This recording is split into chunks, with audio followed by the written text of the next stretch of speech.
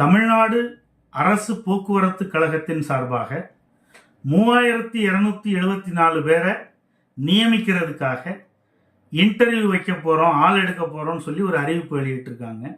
இதில் என்ன சிக்கல் அப்படின்னு பார்த்தோம்னா, டிரைவிங் லைசன்ஸும் வேணும், நடத்துனர் லைசன்ஸும் வேணும். டிரைவர் 18 மாதம் முன் அனுபவம் மிக்கவருக்கான தகுதி இருக்கணும். அதே மாதிரி முதலுதவி சர்டிஃபிகேட் வச்சிருக்கணும்.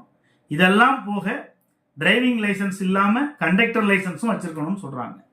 அப்போ இதன் மூலமாக டிரைவர் கம் கண்டக்டர் அந்த மாதிரி ஆள் எடுக்கிறத அவங்க முடிவு பண்ணியிருக்காங்க. ஆனால் ஏற்கனவே பல வருஷங்களாக டிரைவிங் லைசன்ஸ் உள்ளவங்களும் நடத்துனர் லைசன்ஸ் உள்ளவங்களும் எம்ப்ளாய்மெண்ட் எக்ஸ்சேஞ்சில் பதிவு செஞ்சு காத்துட்டு இருக்காங்க. அதனால வேலைவாய்ப்பு முகாம்கள்லாம் நடத்தக்கூடியவங்க வேலைவாய்ப்பு அலுவலகத்தின் மூலமாக எடுத்தாதான் அவங்களுடைய எதிர்கால நலன் பாதுகாக்கப்படும் அப்படிங்கிறத தெரிஞ்சுக்கணும்.